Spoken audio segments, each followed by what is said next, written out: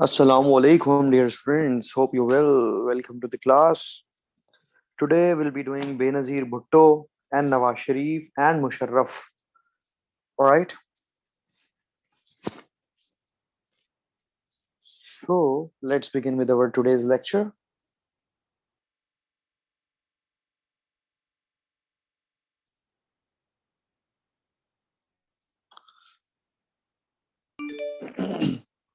As you know that during the Zia time, Ziaul Haq time, there was a plane crash, and Zia died in the plane crash because there was intoxicants, there was some poison in the aircraft. Okay, it was a planned sabotage. Okay, it was a planned conspiracy to kill Ziaulak. Okay, it could be anyone. So Zia plane crashed, and of course, before this plane crash, Zia had already dismissed Junejo because Junejo wanted to start the inquiry investigation of Ojri camp disaster. So Zia basically dismissed him, and then Zia also he was killed in this plane crash, right? Okay, as you know, guys, Zia was a president. Zia was not the prime minister. Zia was the president, if you remember, because of Eighth Amendment. Let's give you an overview. If you don't remember, I'll give you overview of the last topic that Zia had introduced Eighth Amendment. You know this. This was a law introduced by Ziaulak. ठीक है?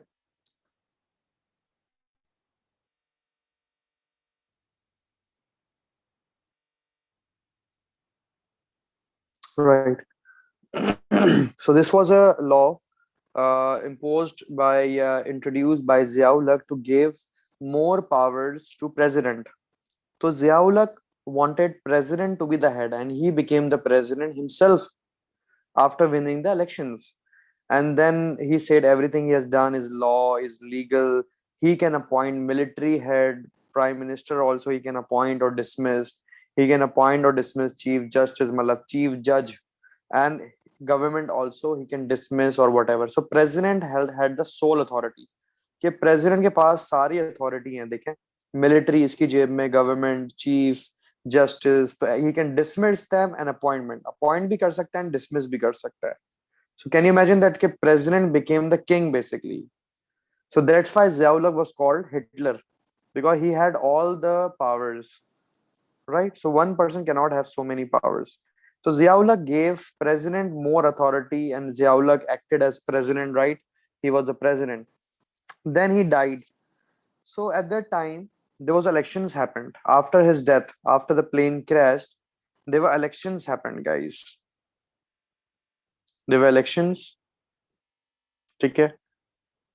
And elections may you would say the president who won the election was Isa Khan. This is a very important personality we are about to discuss. Isa Khan. Isa Khan became the president, and according to Eighth Amendment, guys, you must learn Eighth Amendment is a law. Eighth Amendment means that the president have all the authorities. The president will be the head. So Isa Khan became the head, guys. Okay, Isa Khan was voted by all the political parties and he became the president through elections after the death of Ziaulak because Ziaulak gave all the authority to president, right?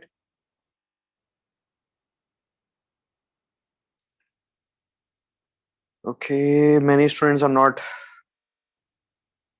joining the class due to the link problem. Okay, when I change the password, basically what happens that you have to restart your apps, your laptops. Otherwise, it doesn't work sometimes. It is from Zoom, not from my side. I just changed the password, but it's not maybe updated in the Zoom.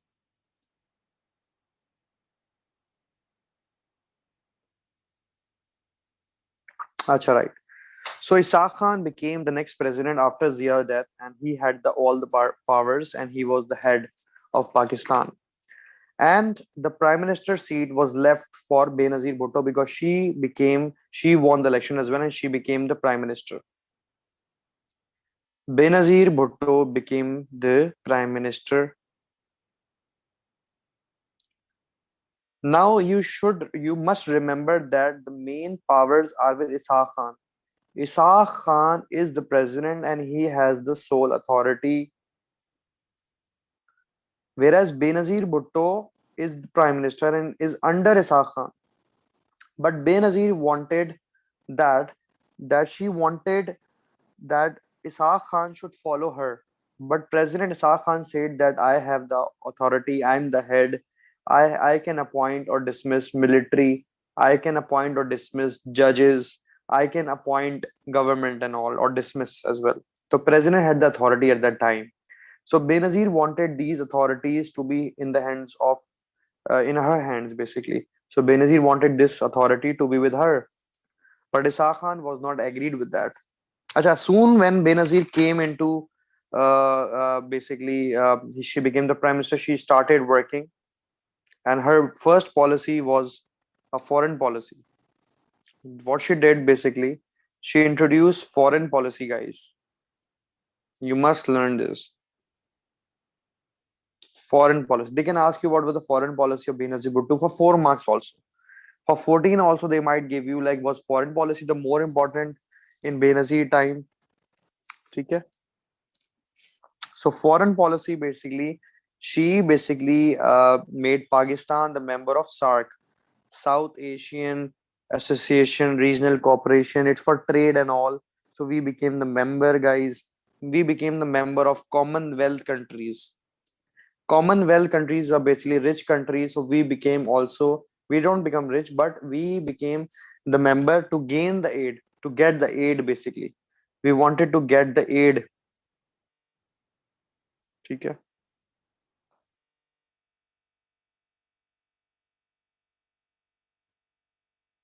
Okay? So Pakistan wanted as much aid as possible. तो Commonwealth के हम member बन गए because we wanted aid from the rich countries. All right. Pakistan and India. We had peace agreements with India. Peace agreements with India, guys. India के साथ peace हो गया because we could not fight with them. ठीक है, we did not have money. Then she also visited America, so good relations with America.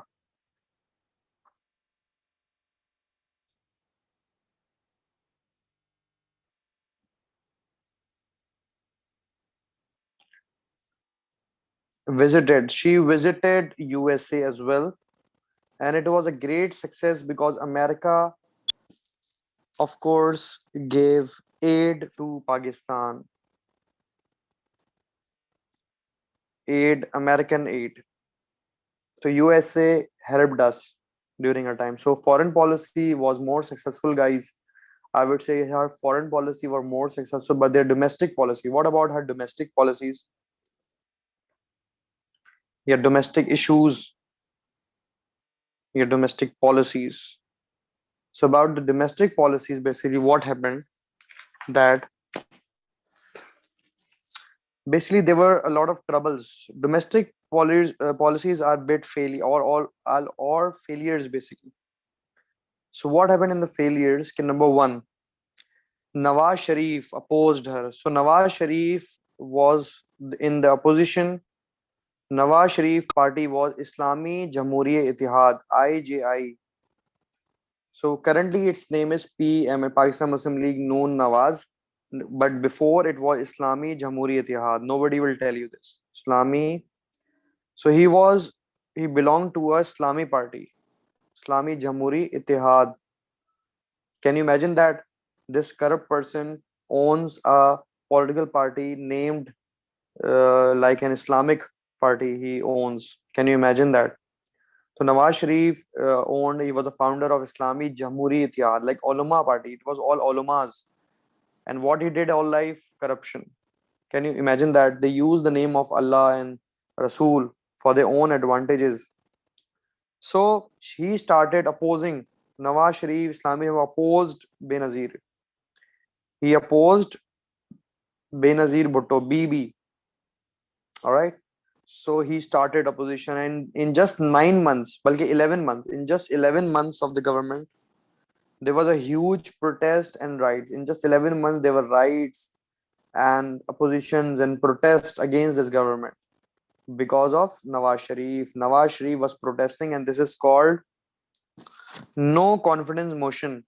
No confidence motion means that we don't have confidence, we don't trust on this government. So all the political parties went against Benazir. So there were more failures, guys.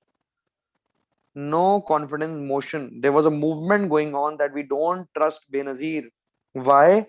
Because number two, they came. Number two, Asif Zardari, her husband, Asif Zardari, was accused was accused of blackmailing, guys, like usual, blackmailing and bribes on governmental deals. Government की चीजों में bribes लेता था, लोगों को blackmail करता था, and he was imprisoned for 2 years. 2 years he was sentenced to imprisonment. He was imprisoned, guys, which is a good thing that corrupt person should go to the jail. ठीक है, so she went. So Benazir was not happy that police is not in her control because she wanted all the powers. She was not happy with this guy, Ishaq Khan. Benazir was not happy with Ishaq Khan because Ishaq Khan was the head of the country, and he had all the powers to dismiss her government, to because Benazir wanted her own puppets, so that Zardari would do corruption and nobody could catch him and her. So Benazir Bhutto wanted to save her husband Zardari because she was also a corrupt woman. ऐसा नहीं हो सकता, देखें वो औरत है तो आप अच्छा नहीं कहेंगे, क्योंकि under her supervision Zardari was doing a lot of corruption. ऐसा नहीं हो सकता कि प्राइम मिनिस्टर बीवी हो और हस्बैंड जो है वो करप्शन कर रहा हो तो पता ना हो. ऐसा पॉसिबल नहीं है. ठीक है, तो Benazir was also involved in the corruption, but Zardari was in the front. Zardari was arrested because of blackmailing and corruption in the government deals. So Benazir wanted कि उसके पास सारी powers हो. She wanted that the powers of army, power of government, power to dismiss the judge.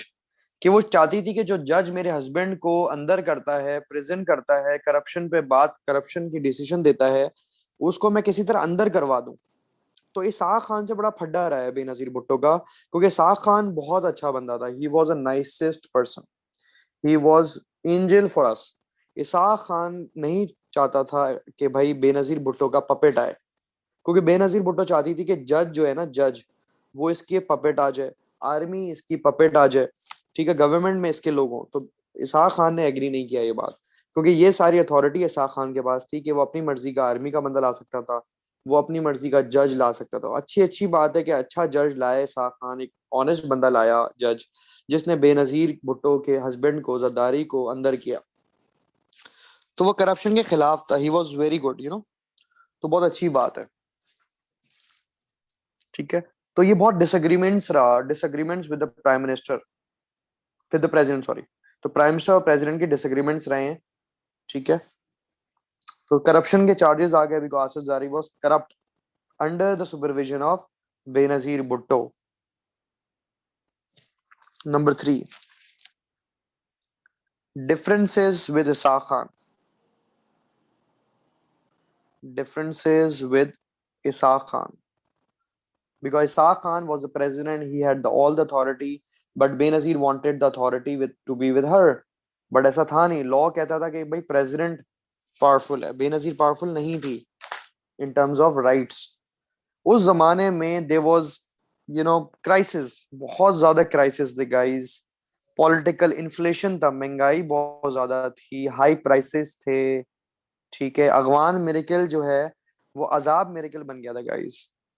अजाब miracle, I would say, because Afghanis were killing people in Sindh and Punjab, and Sindh became ungovernable.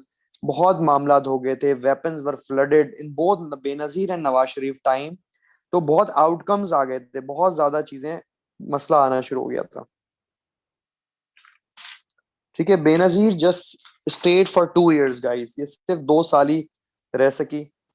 She could just stay for since 1988, 88 से लेकर 90 तक सिर्फ she could survive only 2 years. Can you imagine that कि she was so much unsuccessful. They were full of failures. These 2 years were full of failures, except foreign policy. Foreign policy was the most, चलो ठीक है, अच्छी बात है.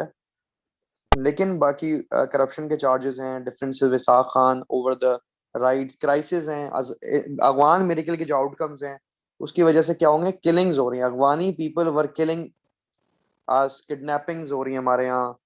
तो unbelievable. Can you imagine that कि जिन अगवानियों को हमने हेल्प किया, बट एक नुकसान ये होगा कि we have given them weapons. अब जिसके पास वेपन आ जाते हैं वो पागल हो जाता है बंदा, आपको पता है, वो हम आपको पावर समझता है, पावरफुल. तो वहां पे इशू आ गया, क्राइसिस हो गया, drug trafficking, even drug smuggling you can से, इट वाज कॉमन. ठीक है, स्मगलिंग बाय अगवानी पीपल.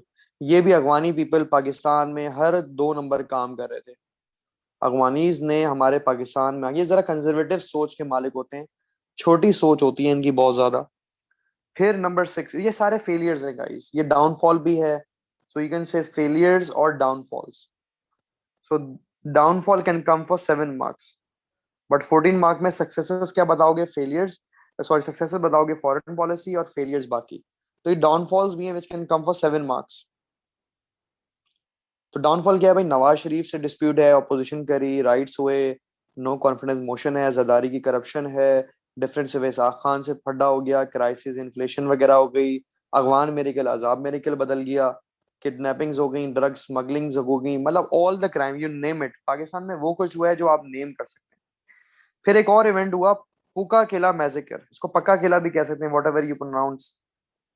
पक्का किला मैजिकर कह लें, चलें. Massacre means of course there was a short shooting.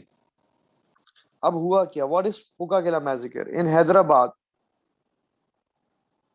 इन हैदराबाद में ये हुआ था. हैदराबाद में क्या हुआ कि एमकेएम की एक रैली थी. एमकेएम रैली, मतलब MKM people were peacefully protesting and they were having a rally. Rallies निकालते हैं ना लोग, सारी पार्टीज निकालती हैं, तो हैदराबाद में there was a rally of MKM which was shot down. They were shot down, MKM was shot down by Sindhi militants. Sindhi guard जो थे, सिंधी मिलिटेंट्स थे, सिंधी पावरफुल लोग थे, goons थे, militants. So MKM rally was attacked, was shot down by Sindhi militants because Hyderabad में कह रहे थे कि हैदराबाद हमारा इलाका है.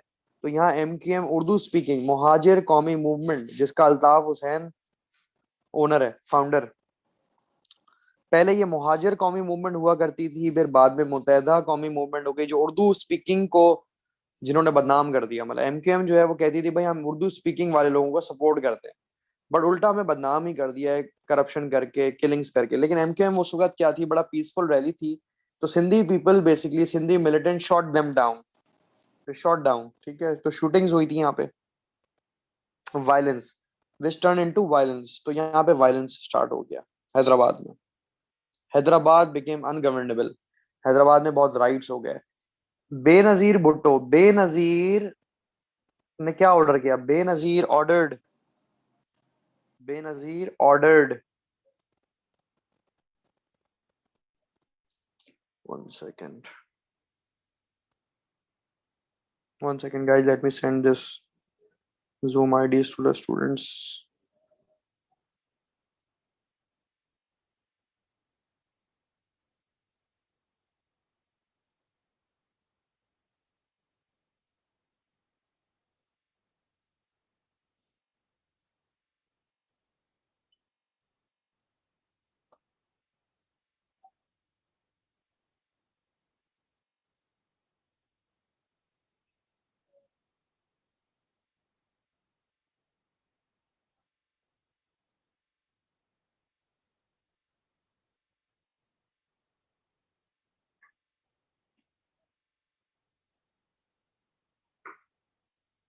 One second, guys.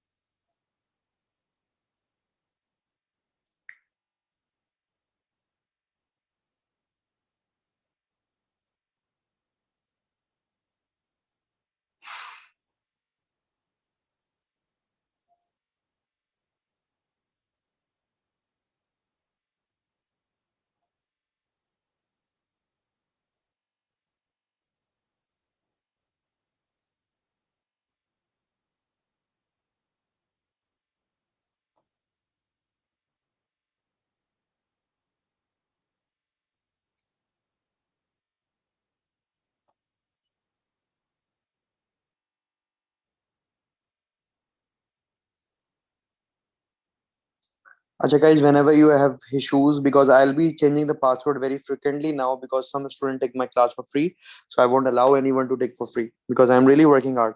तो आप लोग ऐसा किया करो कि जब पासवर्ड्स कभी कभी ये जूम की तरफ, when I change my passwords, तो कभी कभी जूम में जो है वो अपडेट नहीं होता आपकी तरफ, तो व्हाट हैपेंस कि आप लोगों को उसको रीस्टार्ट करना होगा, फोन्स को और कंप्यूटर्स को रीस्टार्ट करना होगा। जब आप रीस्टार्ट करोगे तो it will update your zoom. whenever you restart your phones or computers, it will automatically update your zoom। ठीक है, आपके zoom अपडेट नहीं होगा। पासवर्ड अगर मैं चेंज करूंगा तो काफी स्टूडेंट्स को इशू आ रहा है ना, when I change the password. 111 जो पासवर्ड है वो यूज ही नहीं कर पा रहे, वो उसके हो ही नहीं रहा। वो इसलिए नहीं हो रहा क्योंकि आपको रीस्टार्ट करना होगा। ठीक है, एप्स नहीं, पूरा फोन पूरा कंप्यूटर रीस्टार्ट करेंगे, not the app. Please, app बंद करके खोलने से कुछ नहीं होता। ठीक हो गया guys? Try with your phones. चलें, ठीक है, let's continue, sorry for the delay.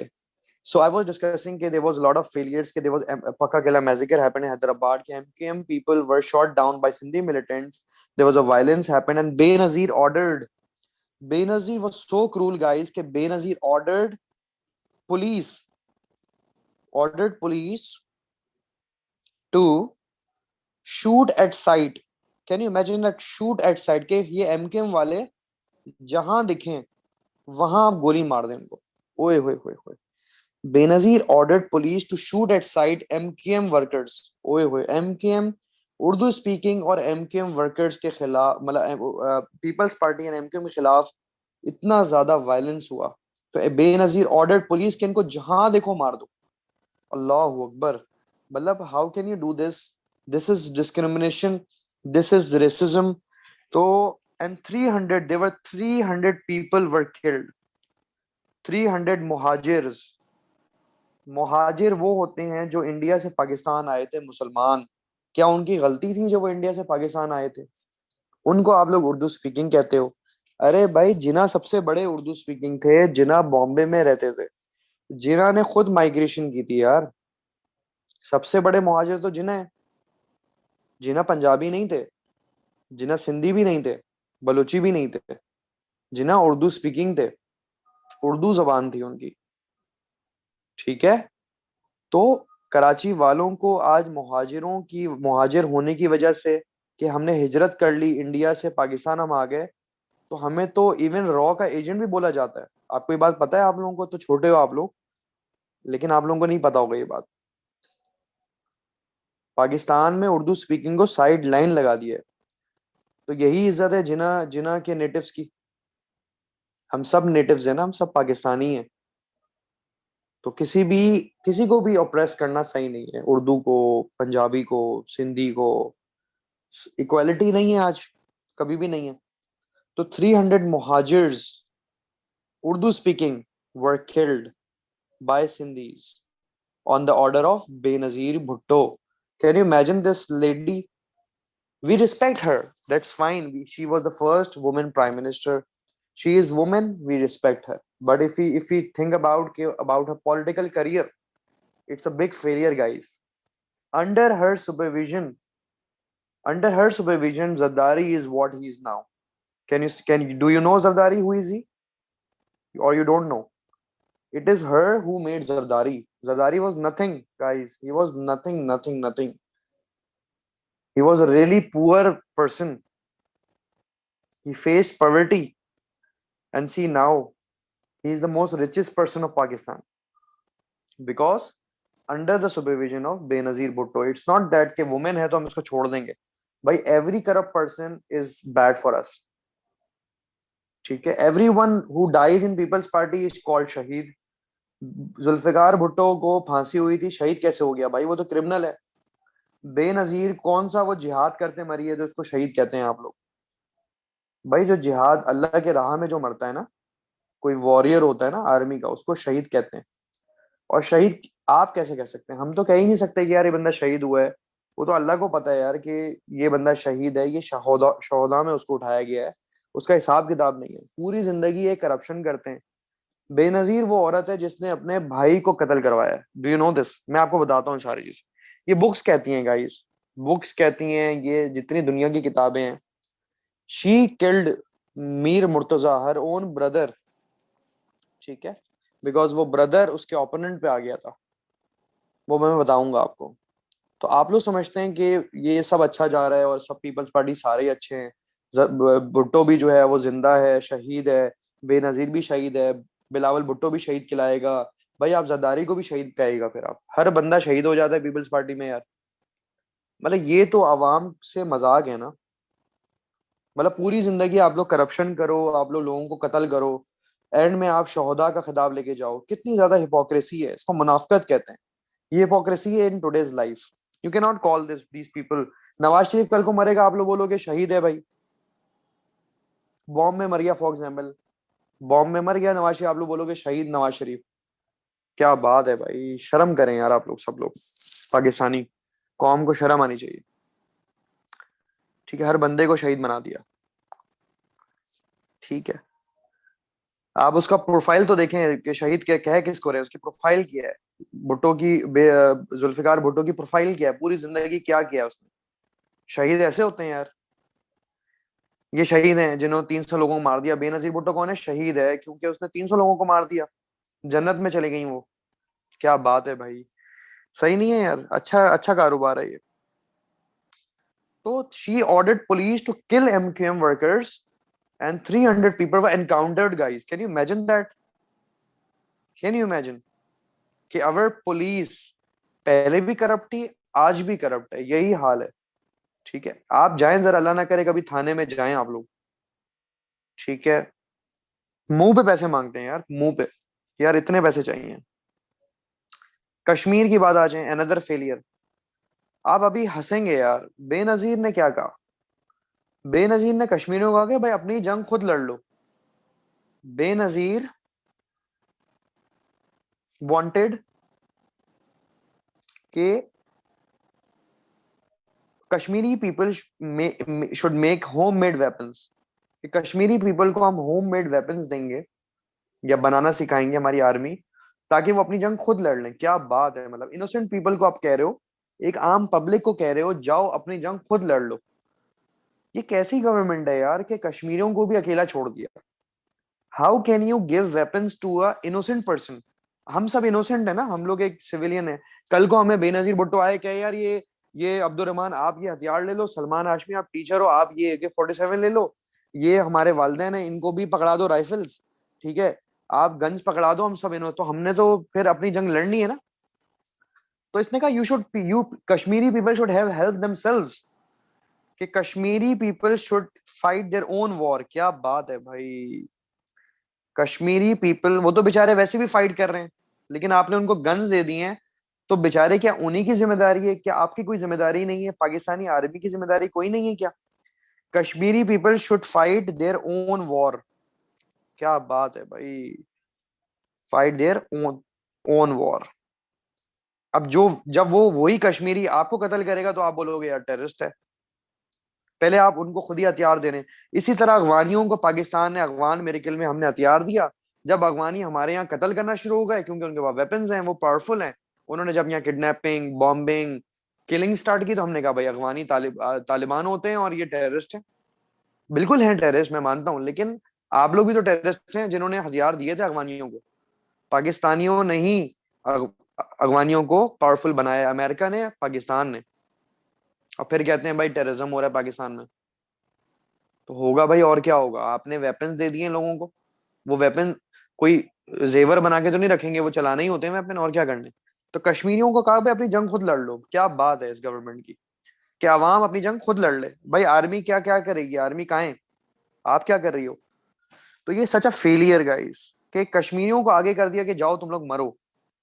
इसको तो सिक्योर करना चाहिए यार, प्रोटेक्ट करना चाहिए कि हमारी जान, कश्मीरियों की जान जो है बचाई जाए। फिर गवर्नमेंट डिसमिस हो गई lastly, government dismissed. Now, what does it mean? How the government was dismissed? Because of eighth amendment, guys. मैंने आपको पहले ही कहा था कि एट अमेंडमेंट बहुत बड़ा रोल अदा करेगी। What was eight amendment? जिसमें प्रेसिडेंट के पास इख्तियार, सो प्रेसिडेंट इसाक गाइस, he was a good person, a great leader, I would से।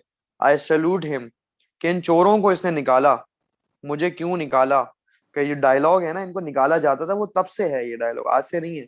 आप लोग तो मीम्स बनाते हैं, मुझे क्यों निकाला, मुझे क्यों निकाला, लेकिन ये डायलॉग 1988 से है कि प्रेसिडेंट शाह खान ने बेनजीर को निकाल दिया। तो बेनजीर ने कहा मुझे क्यों निकाला?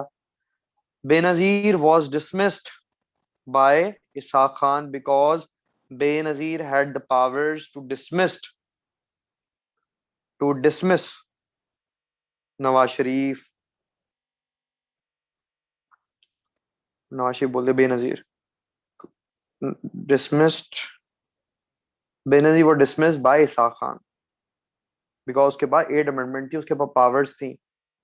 इसाक खान बहुत जबरदस्त बंदा है, इसने इन चोरों को निकाल बाहर किया। मैं जरा इस लैंग्वेज ये इसलिए यूज करता हूँ तो कि आपको क्लियर समझ में आ जाए कि यार ये चीज है। थोड़ा सा स्लैंग हो जाता हूँ मैं, रफ हो जाता हूँ थोड़ा सा, बट ये आसान हो जाएगा कि because of the corruption Ishaq Khan wanted to dismiss this government because Ishaq Khan was a good leader, he was an honest person with Pakistan, patriotic बंदा था। इसने बेनजीर की गवर्नमेंट गिरा दी क्योंकि उसके पास पावर थी, क्योंकि एट अमेंडमेंट में प्रेसिडेंट प्राइम मिनिस्टर को डिसमिस कर सकता है, अपॉइंट भी कर सकता है, डिसमिस भी कर सकता है। तो very good Ishaq Khan, heads off to you. तो Benazir government finished. Now again elections happened, फिर से इलेक्शंस हुए। अब 1990 आ गया है, ठीक है, 1990 केम। तो 1990 से 1993 तक नवाज शरीफ रहा है। तो we are discussing about their first time. Nawaz Sharif, first time इसका, first time he became the prime minister guys, he became the prime minister. Nawaz Sharif को पॉलिटिक्स में लाने वाला जियाउल हक है, ठीक है। एक चोर को दूसरा चोर ही सपोर्ट करता है। Nawaz Sharif first time prime minister बन गया, और इसके साथ प्रेसिडेंट कौन था? अगेन इसाक खान। इसाक खान ने तो कंटिन्यू रखा है ना, इसाक खान ने तो बेनजीर को निकाल दिया, इसाक खान तो कंटिन्यू आ गया। तो इसाक खान तो still he is the president, Ishaq Khan. और प्रेसिडेंट इस वक्त अब्बू जी है, इसके पास पावर्स हैं सारी, ठीक है। तो प्रेसिडेंट जो है ना वो head in terms of the powers. असल में कौन है हेड? प्राइम मिनिस्टर तो नवाज शरीफ बना है, लेकिन प्रेसिडेंट कौन है? इसाक खान। अब आप लोग बोलोगे सर ऐसा क्यों हो रहा है कि ये प्रेसिडेंट की पावर्स खत्म नहीं हो पा रही या प्रेसिडेंट बार बार बन रहा है?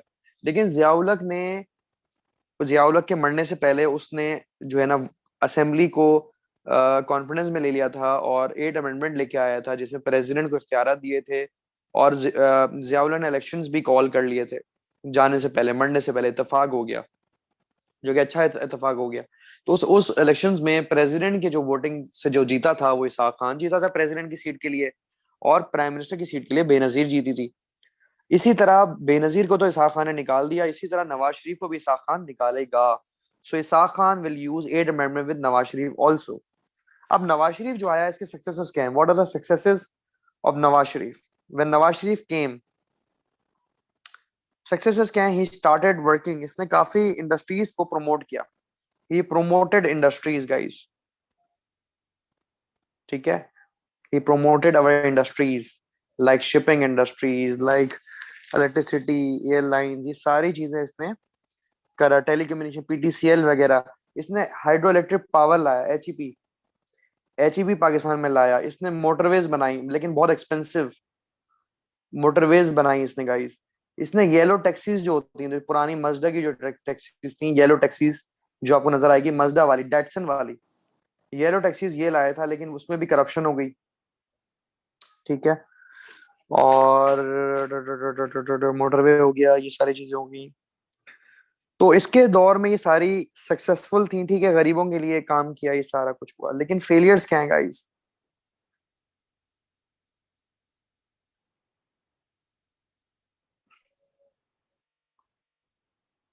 Failures of course, downfalls. Downfalls तो 7 मार्क में सवाल आएगा, what was the downfall, what was the reason for the downfall of Nawaz Sharif. तो डाउनफॉल क्या है कि भाई इसने जो है अमेरिकन एड स्टॉप, यूएसए ने एड बंद कर दी। USA stop the aid. Why? USA stopped aid. हमें जो एड दिया जाता था अमेरिका, उसने एड स्टॉप कर दी, because we were making nuclear power, nuclear bomb बना रहे थे, we were making nuclear. So America said कि any country who is making nuclear weapons we will not give them add.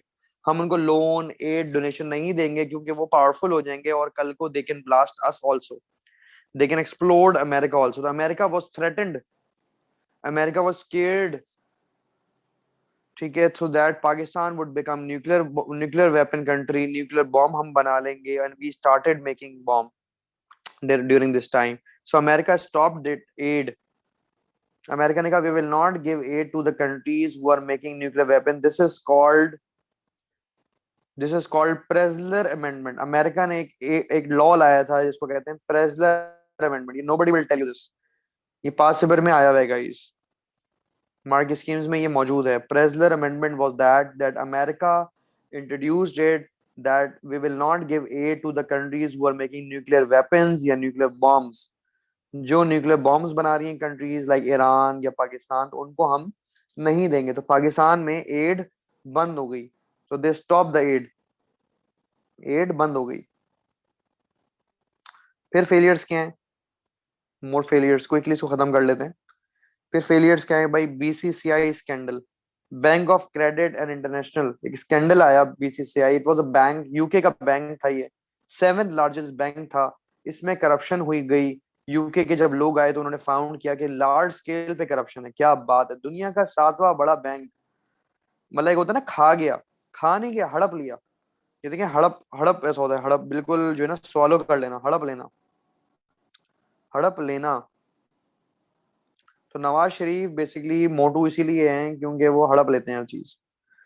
तो bank में wide spread corruption थी यार, can you imagine that, कि मुल्क को तबाह कर दिया। दुनिया का 7वां बड़ा बैंक है जो पाकिस्तान में तबाह हो गया।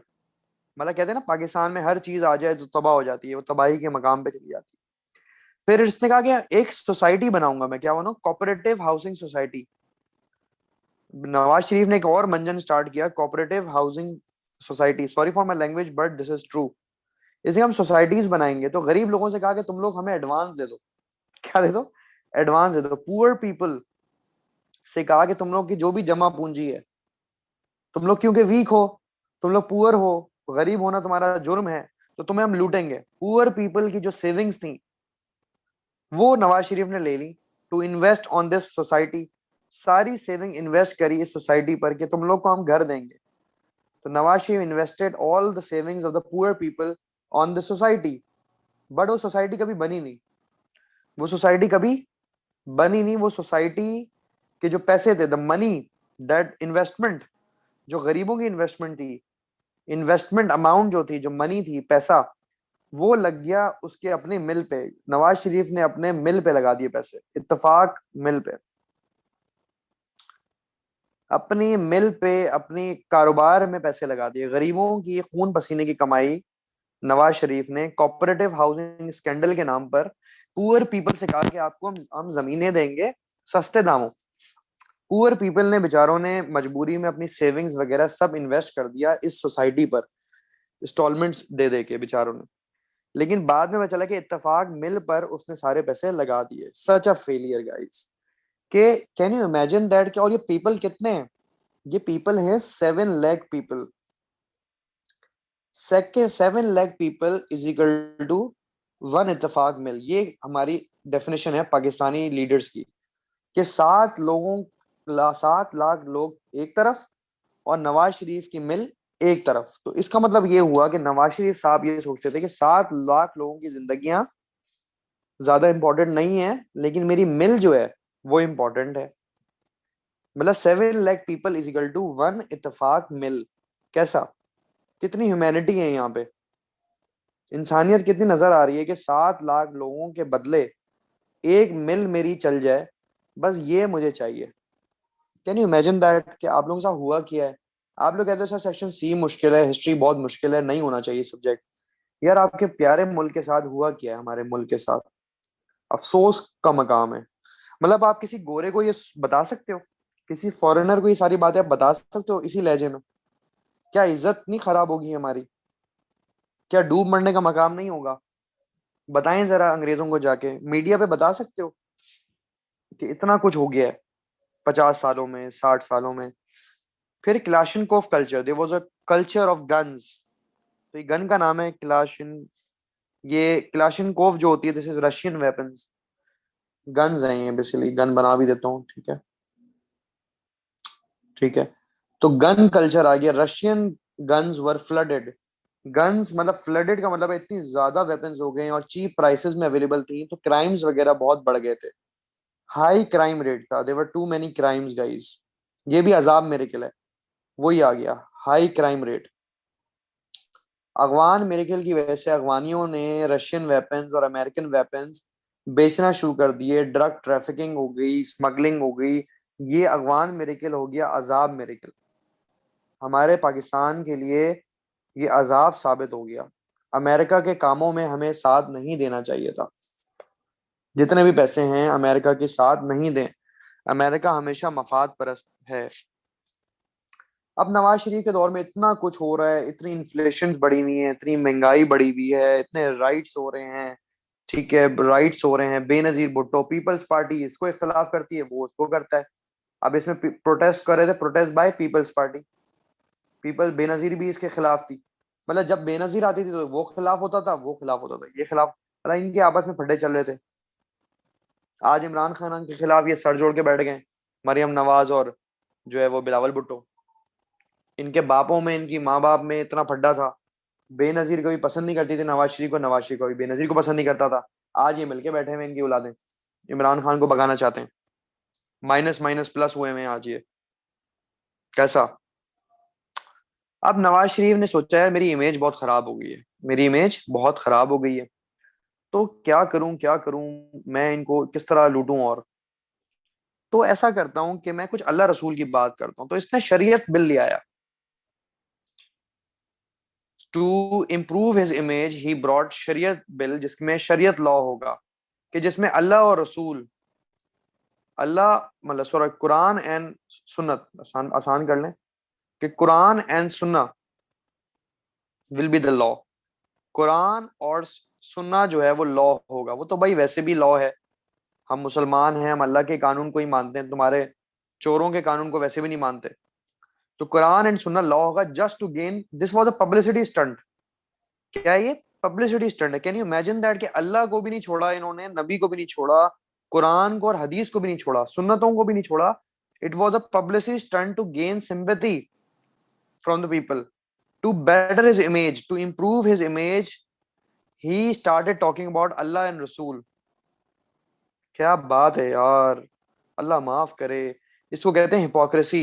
अब्दुल्ला बिन क्या बोलते हैं, अब्दुल्ला बिन उबे, जो जूस के साथ मिल गया था और पहली सफ में खड़ा होता था, नबी के साथ नमाज पढ़ता था और मुसलमान बनता था, बट वो मुसलमान नहीं था। ऐसे लोगों की तो जब जनाजा हुआ ना अब्दुल्ला बिन उबे का, तो अल्लाह ताला ने मना कर दिया था कि नबी इसका जनाजा नहीं पढ़ाना। हिपोक्रेट्स इतने नापसंद हैं अल्लाह को। ये हिपोक्रेट्स ही हैं गाइस, जरूरी नहीं हिपोक्रेट्स नॉन मुस्लिम ही हों। हिपोक्रेट मुसलमानों को ही कहते हैं जो गैर मतलब गैर अल्लाह की इबादत करते हैं, जो शिर्क करते हैं, जो जो करप्शन करते हैं, जो ड्रिंकिंग करते हैं, जो मुसलमानों का हक मारते हैं, ये हिपोक्रेट्स ही हैं। ये मॉडर्न टाइम हिपोक्रेसी यही है। एक बंदा शराब पी के मस्जिद में जाता है, एक रात पार्टी की, सैटरडे नाइट शराब पी, सुबह पहली सफ में खड़ा हुआ है जाके। क्यों भाई? सोसाइटी में इज्जत रखनी है, मैं तो बड़ा मौलवी साहब हूं। ऐसा बहुत होता है भाई। सैटरडे नाइट को पार्टीज होंगी और अगले दिन कुरान खानी है भाई, अब्बू की फाती है, दादा की फाती है भाई। अच्छा भाई, क्या बात है मतलब। तो दिस इज हिपोक्रेसी। ठीक है, तो हिपोक्रेसी आज भी है गाइस। ठीक है, हम नमाज इसलिए पढ़ते हैं कि माँ बाप बोल बोल के थक गए, इसलिए नमाज पढ़ रहे हैं, ये भी हिपोक्रेसी है। क्योंकि आप लोग अपने दिल से अगर एक बंदा नमाज नहीं पढ़ रहा खुद से, और प्रेशर में, सोसाइटी का प्रेशर है, पेरेंट्स का प्रेशर है, क्योंकि जब नियत आपकी साफ नहीं है, तो अल्लाह ने भी कहा है ना कि नमाज पूरी नहीं होगी। मुनाफकत ही वो होती है जब आप झूठ हो, झूठ झूठ पे काम करो। तो ये नवाज शरीफ ने भी पब्लिसिटी स्टेंड कर दिया कि शरीयत बिल ले आया कि अल्लाह रसूल की बातें करना शुरू हो गया। लेकिन बहुत प्यारा बंदा था इसाक खान, क्या बात है भाई। प्रेसिडेंट साहब तो जबरदस्त है हमारे।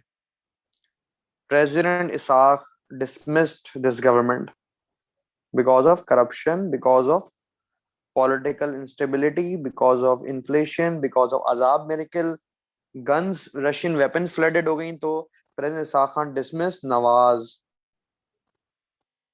शरीफ और डिसमिस्ड, वेरी गुड। तो एट अमेंडमेंट इसने भी यूज कर दिया। फिर इलेक्शंस हुए, फिर बेनजीर जीत गई, फिर Benazir became prime minister again. Benazir फिर से प्राइम मिनिस्टर बन गई, 1993 की बात है टू 96। अब इसाक खान ने ऑलरेडी रिजाइन कर दिया था। इसाक खान को बहुत प्रेशराइज किया नवाज शरीफ ने, बेनजीर भुट्टो ने थ्रेट्स किए कि तुम मेरी गवर्नमेंट गिरा देते हो बार बार। इसने नवाज शरीफ की भी गिराई थी वन टाइम, और बेनजीर की भी गिराई थी। तो इसाक खान को बहुत थ्रेट्स हुए, बहुत प्रेशराइज किया गया, and then he had to resign. तो बेचारे शरीफ आदमी को जीना हराम कर दिया, तो बेचारे ने रिजाइन दे दिया।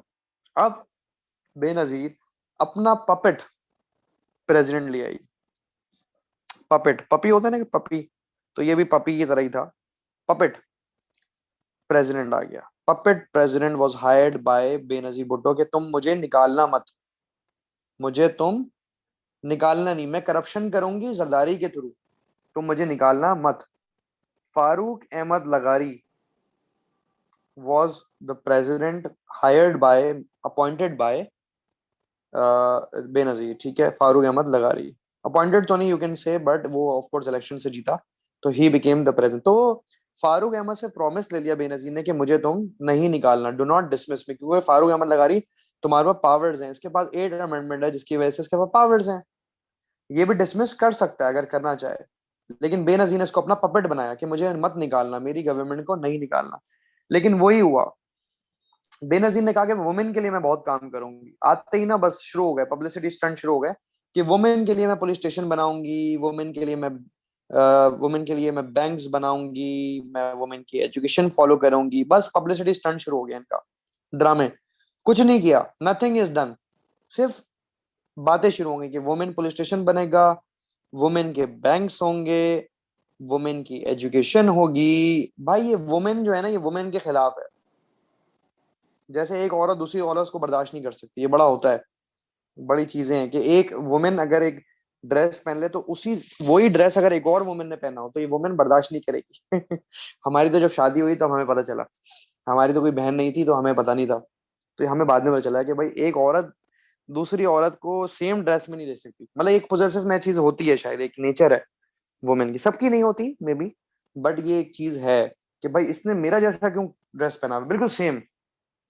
तो अब बाजारों में भी देखना है कि जो वुमेन के ड्रेस होंगे ना, वो एक ही पीस मिलेगा, वो और पीस नहीं मिलेगा। सही है ना? ज्यादातर ऐसा मैंने देखा है। ऐसे मजाक कर रहा हूँ, वैसे मैं एक चीज बता रहा हूँ कि है हमारी सोसाइटी में ये भी चीज। तो वो इसने भी क्या किया, वुमेन पुलिस स्टेशन लाऊंगी मैं, वुमेन बैंक्स बनाऊंगी, वुमेन की एजुकेशन होगी, मैं चेंज लाऊंगी, मैं डिस्क्रिमिनेशन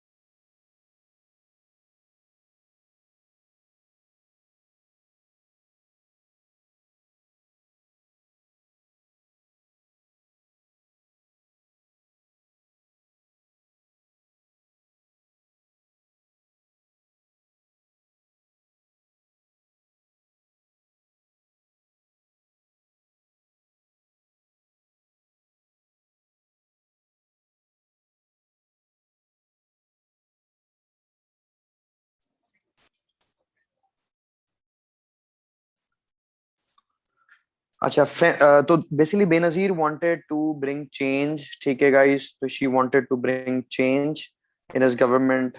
तो she tried her best to basically gain sympathy of people, and she wanted to open banks and all, so she wanted to bring change. So and then there was a family trouble, family issues, family conflicts, guys. There was a conflict happened in Benazir time that uh, there were conflicts, family conflicts. Okay, her mother, Nusrat Bhutto, was her mother, and she wanted Benazir's brother. Nusrat Bhutto wanted her son to become the leader of People's Party, and the PM.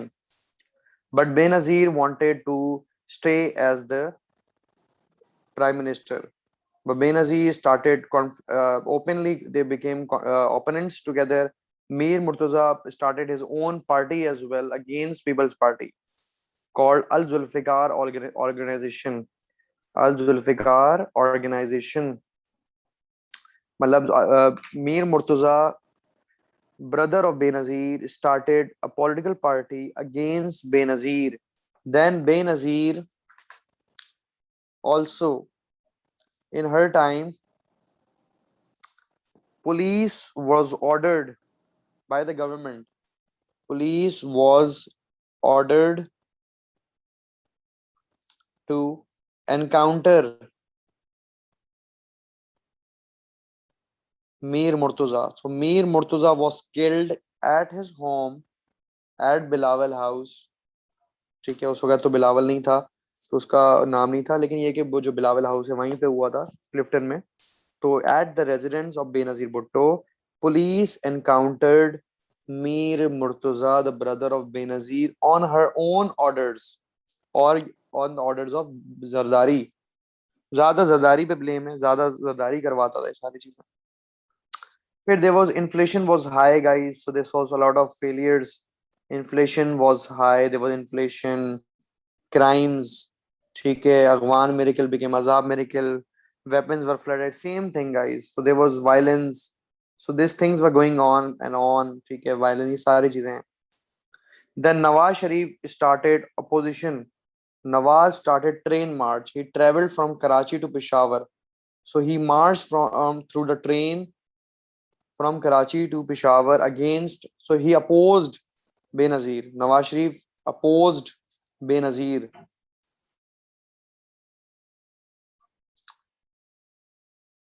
through this train march. Then Farooq Ahmad Lagari, who was the president, guys. President Farooq Ahmad Lagari.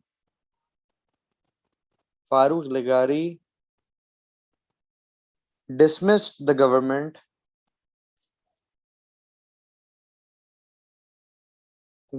of Benazir Bhutto. Even though Farooq Ahmad was a puppet of Benazir, but he also, he realized that Benazir is so corrupt. Zardari was accused again of corruption. So he dismissed the government of Benazir Bhutto because of their corruption. Guys, इनको तो निकाला जाता है. Can you imagine that? इनकी इज्जत ही कोई नहीं है. Can you see कि इनको तो निकाला जा रहा है. बेनजीर को निकाल दिया फारूक अहमद लगारी ने, उससे पहले इसाक खान ने निकाला था, उससे पहले नवाज शरीफ को भी निकाला. तो कैन यू इमेजिन दैट कि इनको तो निकाला जा रहा है. तभी तो कहते हैं मुझे क्यों निकाला, मेरी क्या गलती है. करप्शन कोई गलती ही नहीं लगती ना इनको. कहते हैं ये जो अब हमें अल्लाह ताला ने ये सीट दी है, तो अब हम जो चाहे करें, कौमी खजाने को हम लूट लें. ये तो अल्लाह ने ही तो हमें ओहदा दिया है. ये इतने चोर हैं कि नौजुबिल्ला ये अल्लाह को शामिल करते हैं और कहते हैं कि अल्लाह ताला ने तो हमें ओहदा दिया है ये वाला, तो अब हम जो चाहे करें. अल्लाह ने हमें रिस्पॉन्सिबल बनाया है, हमें ये ओहदा दिया है, मुझे प्राइम मिनिस्टर बनाया है, तो अब मैं जो चाहे करूं, मेरी मर्जी, मेरी जिंदगी. तो मतलब आवाम के पैसों को इन्होंने अपना बनाया हुआ है. कहते हैं भाई हम कौमी खजाने के मालिक बन गए. मतलब प्राइम मिनिस्टर नहीं बनते ये लोग, ये प्रेसिडेंट नहीं बनते, कौमी खजाने के मालिक बन जाते हैं. ये पाकिस्तान का रवाज है. हालांकि इनको तो इमानत, सादिक और अमीन की एग्जाम्पल से सीखना चाहिए ना इनको. तो सादिक और अमीन, क्या सादिक और अमीन की मिसालें हैं नबी की. आप चेक करें, हिस्ट्री पढ़ें, इस्लामियत पढ़ें. देन फिर से इलेक्शन हुए, फिर नवाज शरीफ आ गया। कैसा मजाक चल रहा है? अच्छा मजाक है, मजा आ रहा होगा। आखिरी आखिरी है बस गाइस, खत्म होने वाली हिस्ट्री। 1997 1999, 2 साल के लिए नवाज शरीफ, क्योंकि फिर प्रेसिडेंट इसको खैर अब नहीं निकाल पाएगा। नवाज शरीफ ने आते ही इसने कहा यार ये 8 अमेंडमेंट अजाब हो गया मेरे लिए, ये मुझे निकाल दिया जाता है। कभी मुझे इसाक खान निकाले, कभी कोई प्रेसिडेंट मुझे निकाल देता है बार बार, फिर मैं कहता हूं मुझे क्यों निकाला। तो ऐसा करते हैं कि 8 अमेंडमेंट को हम चेंज कर देते हैं 13 अमेंडमेंट से। बड़ा चालाक आदमी था ये नवाज शरीफ। तो 8 अमेंडमेंट वॉज चेंज इनटू 13। अब तो आप बोलोगे यार सर इसने क्यों की, बेनजीर ने क्यों नहीं कर दिया ये काम? क्यों? नवाज शरीफ ने क्या कहा, वट्टा सट्टा समझते हैं, वट्टा सट्टा। चले वट्टा सट्टा आपको समझ नहीं आएगा, हम आपको समझाते हैं। नवाज शरीफ ने पूरी असेंबली को कहा कि तुम मेरी गवर्नमेंट बचाओ। असेंबली से वोट ऑफ कॉन्फिडेंस ले लिया। क्या ले लिया? Vote of confidence. तुम लोग को मुझ पे कॉन्फिडेंस है? सबने कहा यस। क्यों कहा सबने यस? क्योंकि इसने कहा तुम भी मिलके खाओ, हम भी खाते हैं, पाकिस्तान को तुम लोग भी खाओ और हम भी खाते हैं, मिलके खाएंगे, शेयरिंग इज केयरिंग, ये तो हमारा है। इनको अच्छी अच्छी बातें बड़ा पता है इस्लाम की ना, इस्लाम की अच्छी अच्छी बातें, बहुत अच्छी बातें इनको पता, बहुत ज्यादा पता है कि इस्लाम कहता है शेयरिंग इज केयरिंग। तो करप्शन मिलके करेंगे। करप्शन याद रखिएगा हमेशा मिलके ही होती है, ऊपर से नीचे तक शेयरिंग इज केयरिंग चल रहा होता है, ऊपर से नीचे तक। तो सारी असेंबली के लोगों को इसने कहा कि तुम लोग मुझे वोट करो, वोट ऑफ कॉन्फिडेंस दो और मुझे तुम लोग अथॉरिटी दे दो, give me authority to take the powers of president, to take the powers of, ये प्रेसिडेंट मुझे रोज रोज निकाल देता है, तो मुझे ऐसी पावर्स दे दो to take the authority, authority to take the powers of president, ये प्रेसिडेंट की पावर्स ही कट डाउन कर दो। सबने कहा ये तो बड़ा जबरदस्त है, क्योंकि गवर्नमेंट गिर जाती है तो मिनिस्टर्स भी जो हैं, जो गवर्नर भी हैं, वो भी फिर बेचारे उनकी गवर्नमेंट भी गिर जाती है। तो सबने कहा कि सबको फायदा हो जाए, सब खाएंगे मिलके। तो आसान लफ्जों में ये कि 8 अमेंडमेंट को 13 अमेंडमेंट चेंज कर दिया गया कि जो पावर्स प्रेसिडेंट के पास थी वो पावर्स अब प्राइम मिनिस्टर के पास हैं। तो 13 अमेंडमेंट में पावर्स किसके पास आ गई? प्राइम मिनिस्टर के पास आ गई। 8 अमेंडमेंट पावर किसके पास थी? प्रेसिडेंट के पास थी। आसान लफ्जों में कि all the parties, all the government people, governors, ministers, they voted for Nawaz Sharif that we will do sharing and caring. कि how? कि we are giving you vote Nawaz Sharif, we are making you, you are prime minister, and we are giving you authority of 13 amendment in which prime minister will be the head now. पहले president था, now prime minister will be the head and prime minister can basically remove। अब 13 amendment में क्या आया? अब 13 amendment बताता हूँ। 13 amendment का मतलब है now prime minister will be the head. 13 amendment जो है इसका आसान लफ्जों में मतलब है कि prime minister will B now head, PM will be the head. किस चीज का? प्राइम मिनिस्टर की जेब में जज होगा, अपनी मर्जी का जज है तो करप्शन करो, अपनी मर्जी की आर्मी है मार्शल लॉ नहीं लगेगा, अपनी मर्जी की गवर्नमेंट है पंजाबियों को जॉब दो। कैसा? ऐसा पाकिस्तान कहीं मिलेगा आपको? ऐसी आजादी मिलेगी आपको क्या? आजादी चेक करें ना पाकिस्तान की, कि 8 अमेंडमेंट 13 अमेंडमेंट में चेंज हो गया कि अब प्रेसिडेंट की पावर्स खत्म, रिवोक हो गई, and prime minister will be the head who can appoint his own जज। वो अपनी मर्जी का जज लाएगा भले वो करप्ट हो, वो अपनी मर्जी का आर्मी लाएगा भले वो कभी मार्शल लॉ ना लगा सके, गवर्नमेंट लाऊंगा। तो अब नवाज शरीफ बिकेम द किंग, बादशाह सलामत बन गया नवाज शरीफ।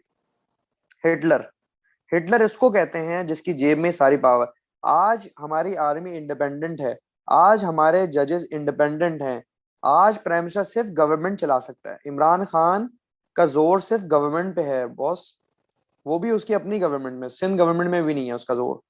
इमरान खान की कोई पावर नहीं है सिंध गवर्नमेंट पर। आर्मी आज इंडिपेंडेंट है, जज, ये होता है मुल्क जो आज है। पहले नहीं था, पहले जेब में, प्राइम मिनिस्टर की जेब में क्या है, मेरी मुट्ठी में बंद है क्या, बताओ ना, नास पान मसाला। सही है।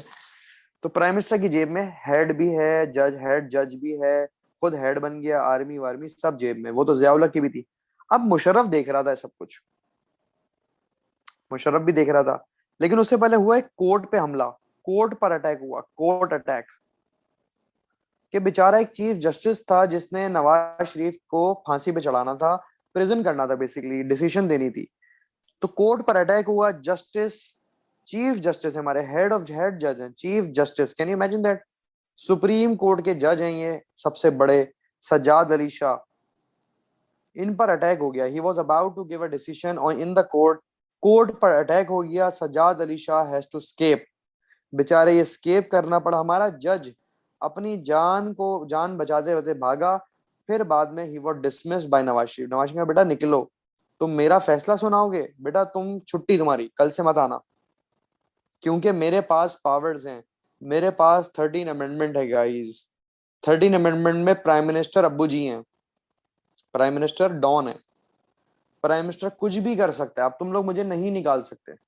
मुझे क्यों निकाला था, अब तुम लोग मुझे नहीं निकाल सकते, मेरे पास 13 अमेंडमेंट है। तो चीफ जस्टिस को भी निकाल दिया, जो शरीफ आदमी था, उसकी कोई जगह नहीं है, उसको भी निकाल दिया गया। शरीफ आदमी की तो कभी से भी जगह नहीं थी पाकिस्तान में, इसको भी डिसमिस कर दिया, बेटा निकलो। बेचारे शरीफ आदमी को निकाल दिया गया, क्योंकि इसकी गलती क्या है? ईमानदारी, ईमानदारी इसकी गलती थी। फिर आर्मी की बारी आई। नवाज शरीफ ने कहा भाई आर्मी भी मैं अपना पपेट आर्मी लाऊंगा। क्या लाऊंगा? आर्मी को अपनी जेब में डालूंगा। उस वक्त आर्मी के जनरल थे करामत, जनरल करामत वाज दैट। अब जनरल करामत से नवाज शरीफ की बनती नहीं थी। तो नवाज शरीफ का बेटा बनती नहीं थी, बेटा अब तू निकल, तुझे मैं निकालूंगा, निकलो। अब मुशर्रफ को बना दिया, जनरल मुशर्रफ को वो ले आया। सोच रहा था कि ये पपेट निकलेंगे, मुशर्रफ क्या निकलेगा? पपेट। मुशर्रफ ने कहा हाँ हाँ नवाज शरीफ, मैं तुम जैसा कहोगे मैं वैसे ही करूंगा। जब मुशर्रफ साहब आ गए तो इन्होंने तो डायरेक्ट मार्शल लॉ का ही कह दिया। क्या बात है, जबरदस्त। He took over, he wanted to take over. क्या हुआ कि प्लेन कॉन्स्पिरेसी हुई कि Musharraf was out of the country at the time and he announced martial law. इसने कहा कि मैं मार्शल लॉ लगाऊंगा क्योंकि ये चोर है, ये करप्ट बंदा है नवाज शरीफ, इसने तो पूरा पूरा बैंक हड़प लिया, इसने तो बेड़ा गर्क कर दिया, पाकिस्तान को खा गया। तो मैं, तो he was flying to Karachi, Musharraf was flying to Karachi. तो Nawaz Sharif ordered civil aviation authority, airport पे एयरलाइन को कहा कि मुशर्रफ का प्लेन लैंड कराची में नहीं होना चाहिए, अगर ये लैंड करेगा तो मार्शल लॉ लगाएगा। तो मार्शल लॉ नहीं चाहता मैं। मैंने बड़ी मुश्किल से 8 अमेंडमेंट को 13 में किया था कि मुझे कोई निकाल ना सके, लेकिन ये मुशर्रफ मुझे निकालना चाहता है, मार्शल लॉ लगाना चाहता है, टेक ओवर करना चाहता है। तो प्लेन हाईजैकिंग का इल्जाम लगाया मुशर्रफ ने, किडनैपिंग का लगाया। तो प्लेन उसका रुकवाना चाहा, लेकिन प्लेन नहीं रुका। आईएसआई जो हमारी है, इंटेलिजेंस है, उसने हेल्प की मुशर्रफ को और प्लेन लैंड हो गया और उसने मार्शल लॉ लगाया। तो Musharraf took over, Musharraf took over Pakistan. मेरे हिसाब से तो सही टेक ओवर किया था, चोरों को तो निकालना ही चाहिए। मुशर्रफ टुक ओवर, मुशर्रफ के भी सक्सेस एंड फेलियर्स हैं। तो Musharraf took over as a martial law. तो why Musharraf took over? Because of 8 amendment was converted into 13 amendment, where उसने आर्मी के बंदे को निकाल दिया, डिसमिस कर दिया। ये पागल हो गया नवाज शरीफ, इसने जनरल करामत को निकाल दिया, इसने सज्जाद अली शाह को डिसमिस कर दिया, यार इसको हमारे चीफ जज को डिसमिस कर दिया। इसने सारी पावर्स अपने पास रख ली, he got all the powers. ठीक है, ही हैड, तो इसने सारी गवर्नमेंट को ही खरीद लिया कि तुम लोग मुझे वोट करो और मुझे सारी पावर्स दे दो, मैं तुम लोग की गवर्नमेंट को कुछ नहीं कहूंगा। मतलब ही बेसिकली सोल्ड पाकिस्तान। इन्होंने मुल्क को ही बेच दिया, इन्होंने कानून को ही बेच दिया। मतलब कानून को बेच दिया। Can you imagine that? Selling the law. मतलब मजाक चल रहा है कि ये पावर वो पावर। बस नवाज शरीफ के दौर में एक अच्छा काम क्या हुआ था कि यार न्यूक्लियर वेपन बन गई थी इन 1998, पाकिस्तान बिकेम न्यूक्लियर पावर। वो भी इसका प्रोजेक्ट नहीं था, भुट्टो ने स्टार्ट किया था। भुट्टो को क्रेडिट मिलना चाहिए। 1974 से, बल्कि 76 से हमने स्टार्ट किया था, और अब हम जाके 1998 में जाके न्यूक्लियर पावर कंट्री बने, ताकि इंडिया से हमें थ्रेट खत्म हो गया, अमेरिका से थ्रेट खत्म हो गया। ठीक है, तो हम लोग न्यूक्लियर पावर बन गए थे, ये एक अच्छी चीज हुई थी। बाकी सारी फेलियर हैं। मुशर्रफ ने सही टेक ओवर किया था मेरे हिसाब से, क्योंकि नवाज शरीफ को कोई हटा ही नहीं सकता था फिर, क्योंकि नवाज शरीफ के पास सारी पावर। देखिए जब तक आपको डर नहीं होगा, देखिए हम मुसलमान है ना, अल्लाह ताला ने कहा है डरो, डर होना चाहिए हमारे अंदर, कब्र का डर, अजाब का डर, ठीक है, हमारे अंदर अल्लाह का डर होना चाहिए, उसी को तो मुसलमान कहते हैं। जो डरते नहीं है वो एथियस्ट तो हैं, जो कहते हैं भाई कोई खुदा नहीं है, नाउजुबिल्ला। तो खुदा का डर व्हाट मेक्स यू मुस्लिम। तो डर होना चाहिए, डर होने से इंसान बनता है मजबूत। एग्जाम का डर होना चाहिए, तभी तो मजबूत होगे। कल एग्जाम का डर हो रहा है आपको, तो ये आपको स्ट्रांग बनाएगी ये चीज। तो इससे नवाज शरीफ का डर खत्म हो गया था कि सारी पावर्स तो उसके पास आ गई थी, कि eight amendment was the amendment in which president had the powers, so he gave all the powers to prime minister because of all the assembly voted for Nawaz Sharif, और नवाज शरीफ को 13 अमेंडमेंट में तब्दील कर दिया गया, और प्राइम मिनिस्टर के पास अथॉरिटी आ गई कि वो हेड बन चुका है, वो जज भी अपॉइंट कर सकता है, आर्मी भी अपॉइंट कर सकता है, और गवर्नमेंट भी अपॉइंट कर सकता है। Why Musharraf took over? Because 8th amendment was changed into 13th amendment because of corruption of Benazir, corruption of Nawaz Sharif, because of Aghwan miracle became Azab miracle। ठीक है, तो ये सारे इश्यूज हैं कि वाई मुशर्रफ टुक ओवर। तो मुशर्रफ ने इसलिए टुक ओवर किया क्योंकि Nawaz Sharif was corrupt, Benazir was corrupt, 8 amendment 13 amendment में चेंज हो गई थी, ठीक है, कोर्ट पे अटैक हो गया था। ये सारे डाउनफॉल्स जो मैंने बताए हैं, ये सारे जो डाउनफॉल्स हैं, फेलियर्स जो हैं, ये सारे इन्फ्लेशन हैं, वायलेंस है, ठीक है, मीर मुर्तजा को मार दिया, ठीक है, आपस में फड्डा हो रहा है। तो ये सारे फेलियर्स है गाइस।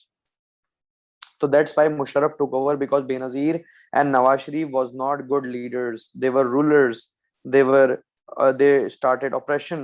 ठीक है, corruption की दास्तानें हैं। तो that's why Musharraf took over. तो that's it for the history today। अब हमारी सिर्फ रिलेशंस रह गई, वो हम कर लेंगे इंशाल्लाह।